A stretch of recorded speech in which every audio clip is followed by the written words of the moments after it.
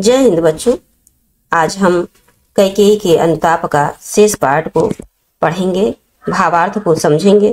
पिछली कक्षा में हमने यहाँ कुछ भाग तक हमने समाप्त किया था बच्चों। आइए देख लेते हैं। देखिए, ये देखिए, एक मिनट बच्चों, ये देखिए, यहाँ तक हमने समाप्त कर लिया था। देखिए, ये मुझसे मैंने ही आज स्वयं मुँह फेरा, और हे यार बता दो तुम्हें अभिप्सित मेरा नहीं बच्चों। एक मिनट और आगे चलते हैं। एक मिनट बच्चों, देखिए,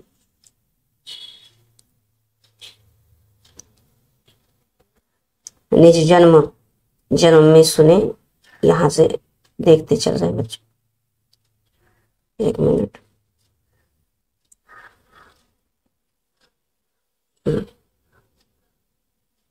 ये देखो बच्चों, यहां से ये देखिए, यहां तक हमने पढ़ा था ना पिछले वीडियो में। निज जन जन्म में सुने जीव यह मेरा अधिकार उसे था, महास्वार्थ ने घेरा।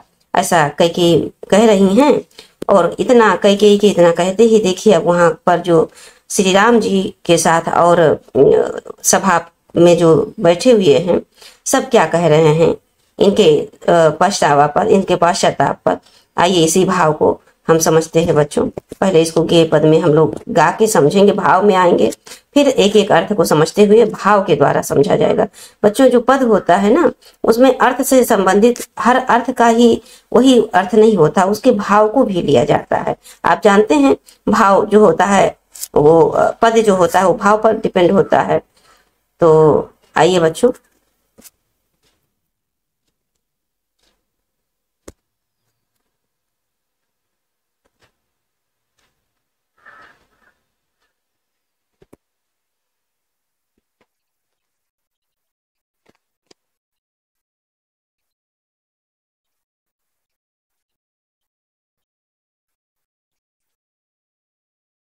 जय हिंद बच्चों। कैसे हैं आप सब? आशा करती हूँ बहुत अच्छे होंगे आप लोग और खूब मन लगा के पढ़ाई कर रहे होंगे। तो बच्चों आइए, आज हम कैकेयी का जो अनुताप है, देखिए यहाँ पर शुरू से चलते हैं बच्चों। यहाँ पर कैकेयी का अनुताप हमने आपसे कहा था कि 2 वीडियो में प्रोवाइड करेंगे। अब देखिए बच्चों, हमने यहाँ तक तो कल की क्लास में हमने पढ़ लिया था। अब आइए देखते हैं शेष भाग को आगे की क्लास में। इसके भाव में विभोर होते हुए समझेंगे, अर्थ को, भाव को समझेंगे बच्चों। ये देखिए, यहाँ पर ये दिखा रहे हैं बच्चों आपको। एक मिनट हाईलाइट कर दे। ये देखिए, यहाँ तक हम लोगों ने पढ़ लिया था कि कैकेयी माँ कह रही है कि निज जन्म में सुने जीव ये मेरा जो जीवात्मा है, ये जन्म जन्मांतर तक ये अब सुनता आएगा कि धिक्कार उसे था, महास्वार्थ ने घेरा। एक रघुकुल की रानी थी जिसे धिक्कार था कि उसको तो महास्वार्थ ने घेर रखा था। तो बच्चों आइए अब इसके आगे हम लोग समझेंगे। तो देखिए, 100 बार धन्य वो एक लाल की माई, जिस जननी ने है जना भरत सा भाई। 100 बार धन्य है एक लाल की माई, जिस जननी ने है जना भरत सा भाई। पागल सी प्रभु के साथ सभा चिल्लाई, 100 बार धन्य है वो एक लाल की माई। 100 बार धन्य है वो एक लाल की माई। तो बच्चों इसके भाव को इतना समझ लेते हैं। ये जो इतना भाव है, देखिए यहाँ पर कैकेयी जो है ना बच्चों, अपनी हीन भावना को राम के द्वारा खंडित करवाती हैं। मतलब राम जब वो अपने आप को पश्चाताप में अपने आप को ही कोसती हैं कि सारी कमी हमारी है, सारी कमी हमारी है, हमारे वजह से हुआ है, दुनिया हमको थूकेगी। तो जब इतना होने के बाद तो राम जी क्या कहते हैं, देखिए बच्चों, यहाँ माता की बड़ी प्रशंसा करते हुए उनकी महानता को बताते हुए कहते हैं कि 100 बार धन्य है वो एक लाल की माई। हे माता, आप तो धन्य हैं, आप तो अद्वितीय, आप धन्य हैं क्योंकि आपने एक अद्वितीय रत्न को जन्म दिया है। वो 100 बार आपका धन्यवाद देने योग्य आप हैं, आपका 100 बार धन्यवाद करेंगे। इस वचन को सुनते ही जो वहां पर और सभा में सब उपस्थित थे बच्चों, श्री राम जी के साथ वो लोग भी एक साथ एक स्वर में कहने लगे कि 100 बार धन्य है वो एक लाल की माई, जिसने भरत जैसा पुत्र अद्वितीय रत्न को जन्म दिया है। तो इस प्रकार से सब लोग माता कैकेयी को धन्यवाद देते हुए कि जिसने भरत जी को जन्म दिया है वो धन्यवाद देने योग्य हैं। इस तरह से अपने आप को ना कोसिए। और फिर इसी तरह आगे पंक्ति में अब आगे बातें हो रही हैं बच्चों। कैकेयी माता भी अपनी बात फिर कह रही हैं कि हा लाल उसे भी आज गंवाया मैंने, विकराल कुयस ही हाँ यहाँ कमाया मैंने, निज स्वर्ग उसी पर वार दिया था मैंने, हर तुम तक से अधिकार लिया था मैंने, हर तुम तक से अधिकार लिया था मैंने, पर वही आज ये दिन हुआ रोता है, संकित सबसे धृत हरिण तुल्य होता है, श्रीखंड आज अंगार चंड है मेरा, तो इससे बढ़कर कौन दंड है मेरा, तो इससे बढ़कर कौन दंड है मेरा। आगे अब इसके भावों को समझते हैं बच्चों। देखिए यहाँ से इसको हाईलाइट कर देते हैं, 1 मिनट। देखिए बच्चों, फिर आगे कैकेयी क्या कहती हैं कि हाँ हाय लाल को, आज उस एक लाल को भी मैंने गंवा दिया, और यहाँ पर भी हमने कुयस अर्थात अपयश ही कमाया है। इस प्रकार से भी हमने एक अपयश ही कमाया है, और जिसके लिए मैंने स्वयं का स्वर्ग रूपी सुख भी वार दिया था, स्वर्ग के समान सुख भी जिस पर हमने वार दिया था। और हे राम, तुमसे भी मैंने तुम्हारा अधिकार छीन लिया था, उसे अतः सुख देने के लिए, अपार सुख देने के लिए तुमसे भी हमने तुम्हारा अधिकार छीन लिया था। पर देखिए आज वही लाल हमारा दीन दुखियों के समान देखिए रोता हुआ है, संकित एक सशंकित धृत के समान, मृग के समान जैसे पकड़ा हुआ, धृत अर्थात पकड़े हुए किसी हिरण के बच्चे के तुल्य मेरा बच्चा संकित हुआ देखिए सबके बीच में खड़ा हुआ है। आगे कहती है कि जो श्रीखंड चंदन के समान शीतल मेरा पुत्र आज ये अंगार के समान प्रचंड दिखाई दे रहा है, क्या इससे बढ़कर भी कोई मेरे लिए दंड हो सकता है। ये मेरे लिए बहुत बड़े दंड की बात है, जो मेरा पुत्र जो श्रीखंड चंदन के समान बड़ा शीतल था, जो आज पश्चाताप दुख में के अंगार रूपी चंड में जल रहा है। फिर आगे कहती हैं कैकेयी बच्चों, देखिए यहाँ पर,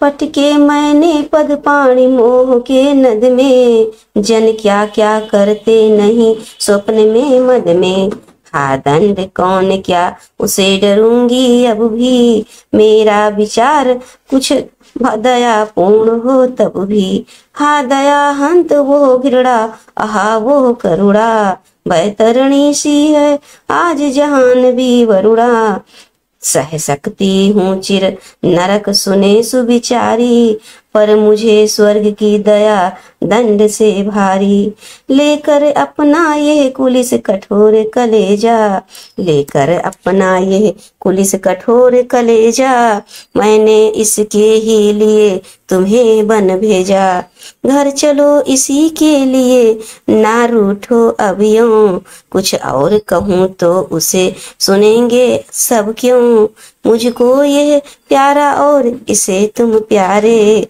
मेरे दुगने प्रिय रहो न मुझसे न्यारे, मैं इसे न जानूं किंतु जानते हो तुम, मैं इसे न जानूं किंतु जानते हो तुम, अपने से पहले इसे मानते हो तुम भ्राताओं का प्रेम परस्पर जैसा, यदि वो सब परियों प्रकट हुआ है वैसा। आगे बच्चों, तो पाप दोष भी पुण्य दोष है मेरा, मैं रहूं पंकिला पद्य कोश है मेरा, आगत ज्ञानी जन उच्च भाल ले लेकर, समझावे तुझको अतुल युक्तियां देकर, मेरे तो एक अधीर हृदय है बेटा, उसने फिर तुमको आज भुजा भर भेटा। बच्चों ये साकेत से लिया हुआ है। आइए ये साकेत की अंतिम पद को समझते हुए भाव में उतरते हुए समझ लेते हैं। फिर नेक्स्ट फिर गीत पर चलते हैं बच्चों। देखिए यहाँ पर कैकेयी माता क्या कह रही हैं, भाव को ध्यान से समझिए बच्चों।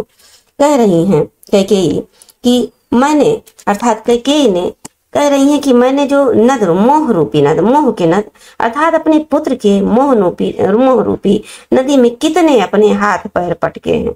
बच्चों कह रहे कितने अपने हाथ पैर पटके हैं। क्यों? जैसे कि व्यक्ति जो होता है स्वप्न में, मद में अर्थात पागलपन में किस तरह का व्यवहार करता है, उसी प्रकार मुझे पागलपन छाया हुआ था। किस चीज का?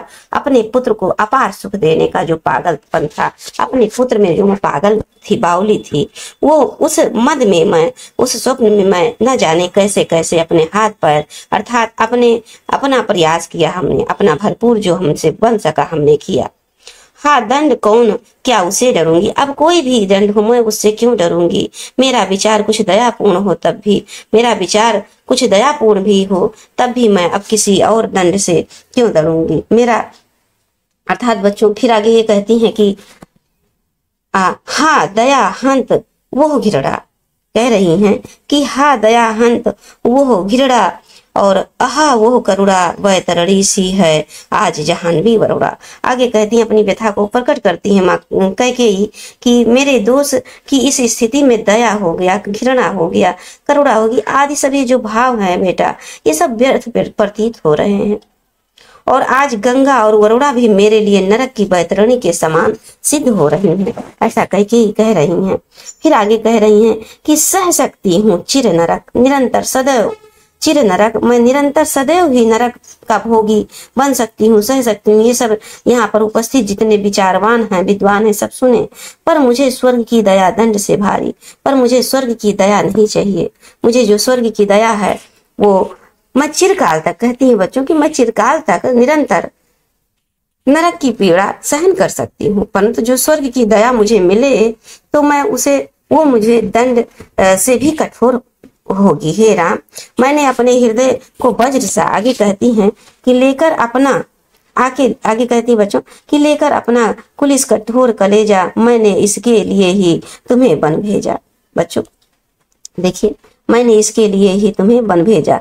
हे राम, मैंने तुम्हें बन भेजने में मुझे बिल्कुल भी कोई प्रसन्नता नहीं हुई। मैंने अपने कलेजे को वज्र के समान कठोर किया था जब मैंने तुम्हें बन भेजा था।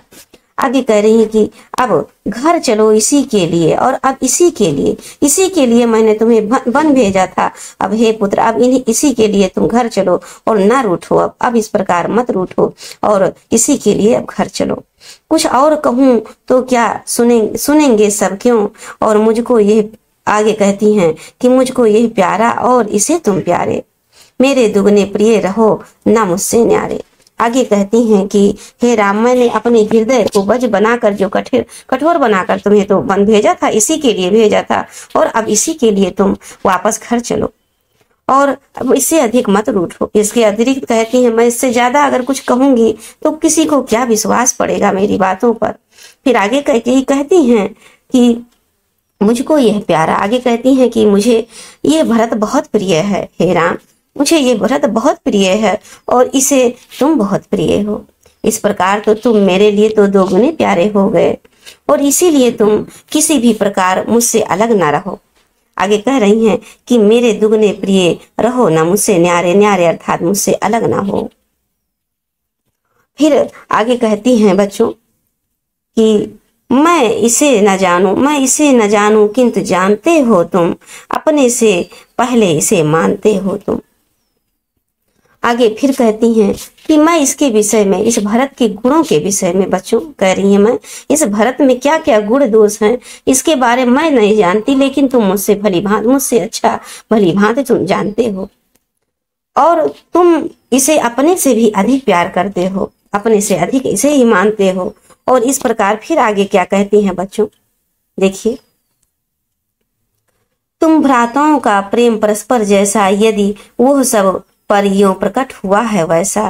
कहती हैं कि तुम भ्राताओं के बीच, दोनों भाइयों के बीच ये जो परस्पर प्रेम संबंध प्रगाढ़ जो सबके सामने, सबके समक्ष प्रकट हो रहा है, उससे मेरे पाप दोष भी बच्चों क्या कह रही हैं कि मेरे पाप दोष भी पुण्य के संतोष में बदल गया है। मुझे ऐसा लगता है कि ये पुण्य ही किया जिसके बहाने, जिसके बदले ये सबके सामने तुम भाइयों का ये प्रगाढ़ प्रेम प्रस्तुत हो रहा है। तो पाप दोष भी पुण्य दोष है मेरा, तो जो मेरा पाप दोष है उसको भी मैं पुण्य समझकर संतोष कर रही हूँ।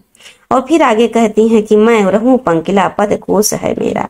आगे कहती हैं कि मैं निरंतर कीचड़ में ही रहूं, कीचड़ के समान ही रहूं, किंतु मुझे इस बात का बहुत संतोष है, बहुत ही प्रसन्नता है, खुशी है कि मेरे कोख से कमल के समान निर्मल ये भरत जैसा पुत्र जन्म लिया है। बच्चों, बड़ा ही भाव विभोर कर देने वाली ये पंक्ति है। आइए अंतिम दो पंक्तियों को देख लेते हैं। आगे कहती हैं, आगत ज्ञानी जन उच्च भार ले लेकर समझावे तुमको अतुल युक्तियां देकर, मेरे तो एक अधीर हृदय है बेटा, उसने फिर तुमको आज भुजा भर भेटा। आगे कहती हैं कि हे राम, आगे आने वाले समयों में जो ज्ञानी जन विद्वान होंगे वो तुम्हारे और भरत के अतुल अद्वितीय प्रेम के संदर्भ में अकाट प्रमाण देकर तुम्हारी और भरत की श्रेष्ठता को सिद्ध करेंगे, अथवा भरत को निर्दोष और मुझे अपराधिनी सिद्ध करके अपनी जो विद्वता होगी, अपनी जो ज्ञान होगा, उस पर स्वयं ही गर्व करके अपना मस्तक ऊंचा करेंगे। किंतु हे बेटा, मैं तो बस इतना जानती हूँ कि मैं एक माँ हूँ और माँ के अधीर हृदय में तर्कों के लिए कोई स्थान नहीं होता। उसके पुत्र और वो माँ हमेशा यही चाहती है कि उसके जो पुत्र हैं परस्पर प्रेम के साथ उसकी आंखों के सामने रहें। और वही अधीर हृदय अब तुम्हें अपनी बाहों में भरकर ये भेंट रहा है, अपनी बाहों में भरकर लपेट के, और तुमसे आग्रह कर रहा है, विनती कर रहा है तुम्हें घर लौट चलने के लिए।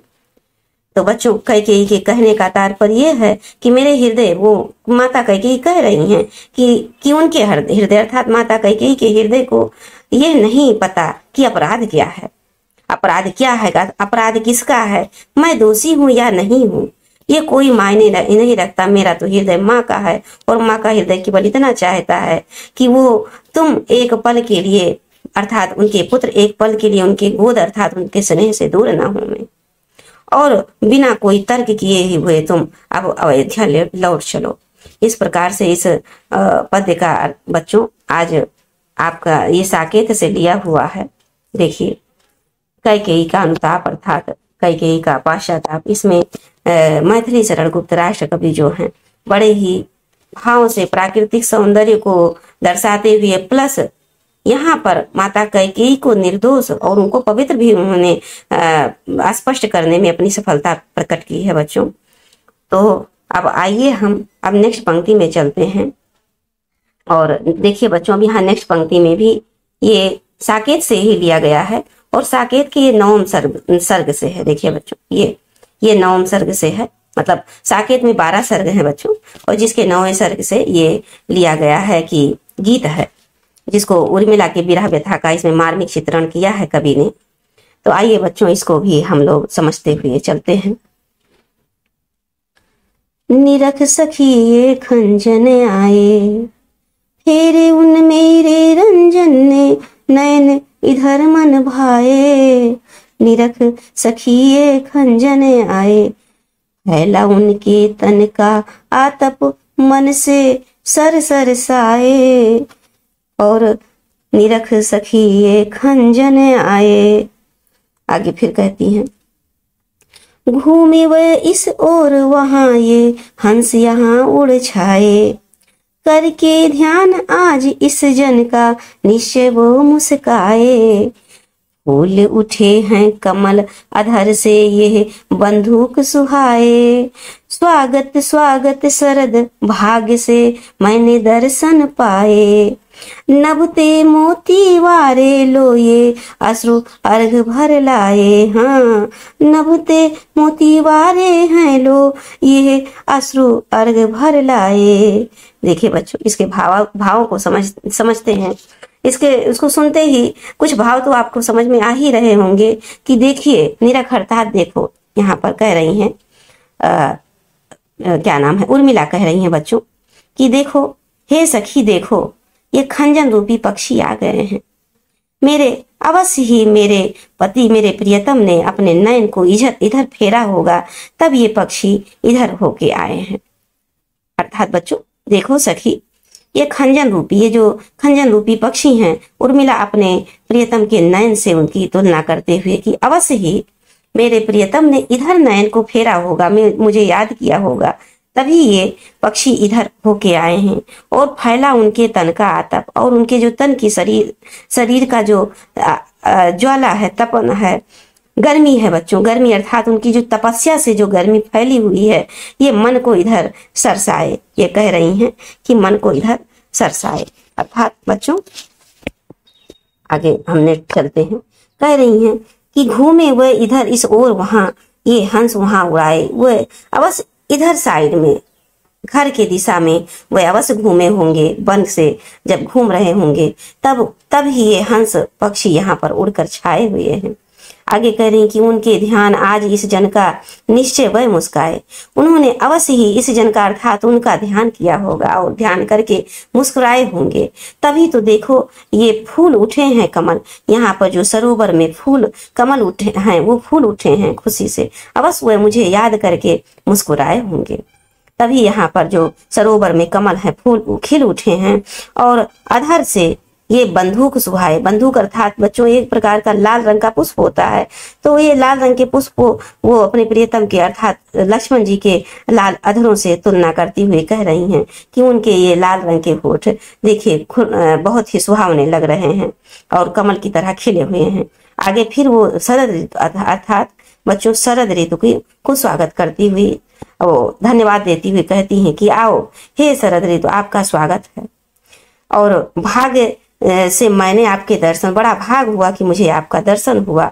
और ये जो नभ है, ये जो शरद ऋतु का नभ है, ये तुम पर मोती ओस रूपी मोती वार रहे हैं, और लो मैं अपने आंखों से अश्रु रूपी अर्घ भी भर लाई हूँ। तो बच्चों यहाँ पर उस समय का चित्रण है जब वर्षा ऋतु समाप्त हो जाता है और शरद ऋतु अर्थात ठंडी का मौसम प्रारंभ होता है।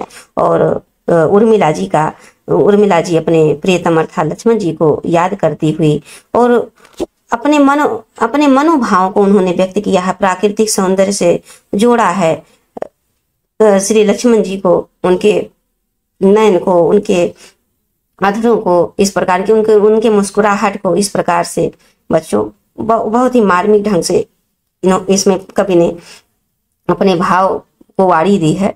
तो आइए बच्चों देखिए अब अगला देखिए क्या कहती है, ये भी अब फिर शिशिर से ही कह रही, शरद ऋतु से ही कह रही हैं। देखिए बच्चों, शिशिर न फिर गिर वन में, शिशिर न फिर गिर वन में, शिशिर न फिर गिर वन में, जितना मांगे पतझड़ दूंगी मैं इस निज नंदन में, शिशिर न फिर गिर वन में, कितना कंपन तुझे चाहिए ले मेरे इस तन में, सखी कह रही पांडुरता का क्या अभाव आनन में, वीर जमा दे नयन नीर यदि तू मानस भाजन में, तो मोती सा मैं अकिंचना रखूं उसको मन में, हंसी गई रो भी न सकूं मैं अपने इस जीवन में, तो उत्कंठा है देखूं फिर क्या हो भाव भुवन में, सखी शिशिर न फिर गिर वन में, हाँ शिशिर न फिर गिर वन में। बच्चों आइए इसके भाव को समझते हैं। यहाँ पर फिर उर्मिला कह रही है किससे, शरद ऋतु से। शरद ऋतु से उर्मिला कह रही है कि हे शरद ऋतु, तुम इधर उधर गिर अर्थात पर्वत पर वनों में मत फिर, मत जा इधर उधर, तुझे बहुत क्या कहते हैं, तुझे जितना पतझड़ चाहिए मैं दूंगी, मांगे जितना पतझड़ दूंगी, तुझे जितना पतझड़ चाहिए मैं तुझे दूंगी, मैं निज नंदन, मैं अपने शरीर रूपी इस नंदन से, मैं अपने शरीर रूपी इस वन से तुझे जितना चाहे पतझड़ दूंगी। फिर आगे कहती हैं उर्मिला बच्चों कि कितना कंपन तुझे चाहिए, तुझे तो कपाना बहुत अच्छा लगता है ना हे शिशिर, हे शरद ऋतु, तुझे कपाना बहुत अच्छा लगता है, तो ले मेरे इस तन से ले, जितना तुझे कंपन चाहिए, जितना तुझे कपाना है तो मेरे इस शरीर से ले, क्योंकि उर्मिला जो हैं प्रियतम के याद में इतनी कमजोर हो गई हैं, शरद ऋतु में इतना अधिक कांपती हैं कि वो कह रही हैं कि लो हे शरद ऋतु, मेरे शरीर से ये कांपना ले लो। फिर आगे कहती हैं कि मेरी सखियां कहती हैं, सखी कह रही हैं, सखी कह रही हैं कि जो पांडुरता अर्थात पीला रंग है का क्या अभाव आनंद में, आनंद अर्थात मेरे मुख पे, मेरी सखियां कह रही हैं कि मेरे मुख पे पीलेपन का कोई अभाव नहीं है, कोई कमी नहीं है। अर्थात हे वीर शरद ऋतु जमा दे नयन नीर, मेरे नयन के मेरे आंखों के आंसू को तू जमा दे। यदि तू मानस भाजन में अर्थात मेरे मन रूपी भाजन अर्थात बच्चों बर्तन, मेरे मन रूपी बर्तन में तू मेरे आंखों के आंसू को जमा दे, तो मोती सा, तो उसे मैं मोती समझकर, मोती के समान समझकर, अकिंचना मैं एक गरीब की भांति उसे रख लूंगी, एक कीमती धन समझकर, एक गरीब की भांति मोती समझकर उसको रख लूंगी। किसे बच्चों? मेरे आंसू को। वो वीर शरद से प्रार्थना करती हैं कि तू मेरे आंसू को जमा के मोती बना दे, जिससे मैं उसको अपने मन रूपी बर्तन में मोती की तरह सहेज कर रख लूं। फिर आगे कहती हैं कि हंसी गई हमारी प्रसन्नता, खुशी तो चली गई है, रो भी नहीं सकती, और मैं अब रो भी नहीं सकती अपने इस जीवन में मैं रो भी नहीं सकती। तो उत्कंठा है अर्थात उत्सुकता है, कौतूहल है मेरे हृदय में कि देखूं कि फिर क्या हो भाव भुवन में, तो फिर क्या होता है भाव रूपी भुवन में, क्या होता, मतलब मैं हंस भी नहीं सकती, मैं रो भी नहीं सकती। तो मेरे अंदर ये उत्साह है, मेरे अंदर ये उत्कंठा है कि मैं देखूं कम से कम कि ये मेरे जो भाव रूपी भवन है इसमें क्या होता है। आइए बच्चों, इस भाव को आप समझ पा रहे होंगे, मुझे पूरा विश्वास है। आइए अब हम इस नेक्स्ट पंक्ति में चलते हैं। फिर आगे कहती हैं, अब ये कामदेव से प्रार्थना कर रही हैं बच्चों, कामदेव से देखिए क्या कह रही हैं। मुझे फूल मत मारो, मुझे फूल मत मारो, मुझे फूल मत मारो, मैं अबला बाला वियोगिनी, कुछ तो दया विचारो। खोकर मधु के मीत मदन पटु, तुम कटु गरल नगारो, मुझे विकलता तुम्हें विफलता, ठहरो शरम परिहारो। नहीं भोगनी यह मैं कोई, जो तुम जाल पसारो, बल हो तो सिंदूर बिंदु यह हर नेत्र निहारो।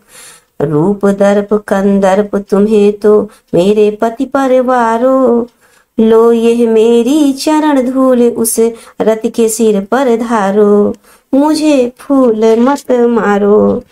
यहाँ पर बच्चों बसंत ऋतु है उसका बड़ा सुहावना मौसम है, और चारों तरफ खिले हुए फूल अपने अपने रंग को अपूर्व मादकता पर बिखेर रहे हैं।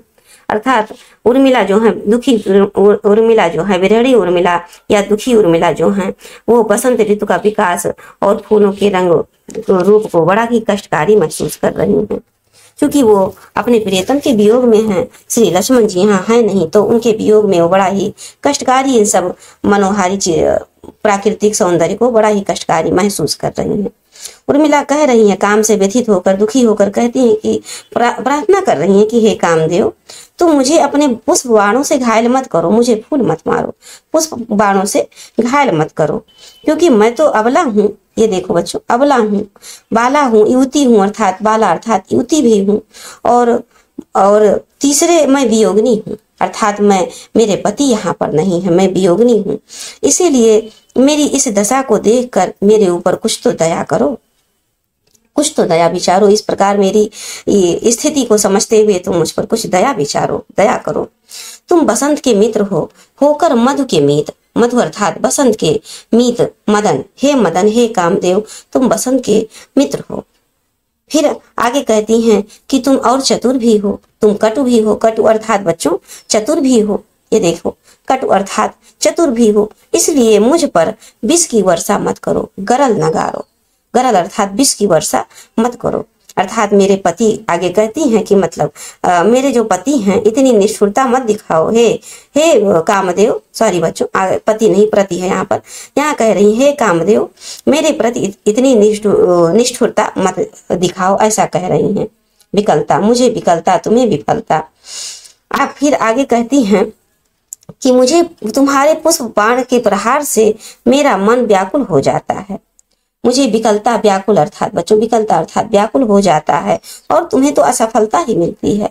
तुम्हें विफलता ही मिलती है और तुम मुझे विचलित करने के लिए बहुत परिश्रम कर रहे हो। ठहरो, क्या फायदा?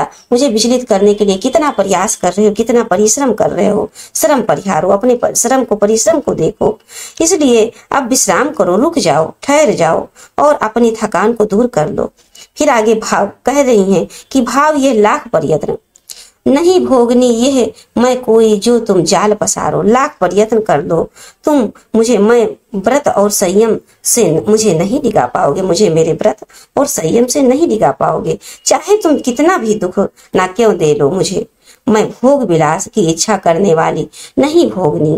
कह रही मैं भोग विलास की इच्छा करने वाली नहीं हूँ, जिसे तुम अपने जाल में फंसाने के लिए अपना इतना प्रपंच पसार रखा है। फिर आगे कहती हैं कि बल हो तो सिंदूर बिंदु ये हर नेत्र निहारो। फिर कहती हैं कि यदि तुम में शक्ति हो तो तुम शिव नेत्र, बच्चों हर नेत्र अर्थात शिव नेत्र के समान ये जो बाधाओं को भस्म कर देने वाली ये मेरी जो सिंदूर बिंद है, इसकी ओर देखो।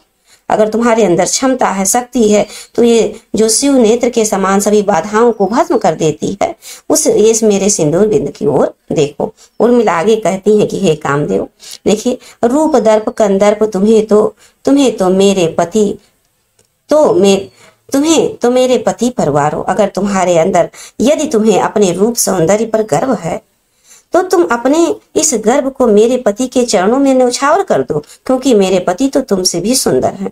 अर्थात सौंदर्य में तो मेरे पति तुम मेरे पति के चरणों के धूल के बराबर भी नहीं हो। आगे फिर कहती हैं कि लो यह मेरी चरण धूल उस रति के सिर पर धारो। फिर आगे कहती हैं कि यदि इस बात का घमंड हो कि तुम्हारी स्त्री रति सर्वश्रेष्ठ सुंदरी है, तो लो मेरे इस चरण के धूल को ले लो और रथ के सिर पर रख दो।